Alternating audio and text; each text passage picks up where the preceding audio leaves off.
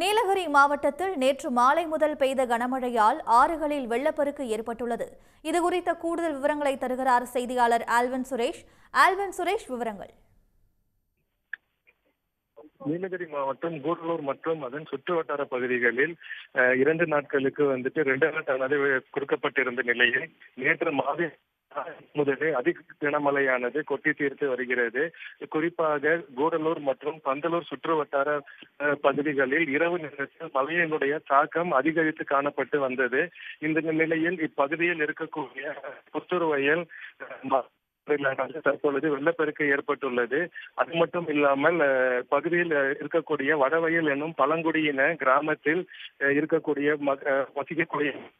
வசிக்கக்கூடிய பகுதியில் வீட்டினுடைய மேல்கூரைகள் அனைத்தும் சேதமடைந்த நிலையில் அவர்களை தற்பொழுது புத்துருவயல் அரசு உயர்நிலை பள்ளியில் தற்காலிக முகாமில் சுமார் 32 பேர்களை மீட்டு தங்க வைக்கப்பட்டுள்ளனர். தொடர்ந்து இப்பகுதியில் இருக்கக்கூடிய பகுதியில் மழையானது விட்டு பெய்து வருகிறது. இதனால் இப்பகுதியில் இருக்கக்கூடிய ஆறுகளில் தற்பொழுது வெள்ள நீரானது அதிகரித்து காணப்பட்டு விவசாய பயிர்களும் தற்போது சேதமடைந்து விவசாய நிலங்களுக்கும் இப்பொழுது அந்த ஆற்று வெள்ளமானது உள்ளது. தொடர்ந்து இப்பகுதியில் இருக்கக்கூடிய அதிகாரிகள் கண்காணிப்பு பணியில் தீவிரமாக ஈடுபட்டு வருகின்றனர். விவரங்களுக்கு நன்றி ஆல்வின் சுரேஷ். உடனுக்குடன் செய்திகளை தெரிந்து கொள்ள சன் நியூஸ் பெல் ஐகானை கிளிக் பண்ணுங்க.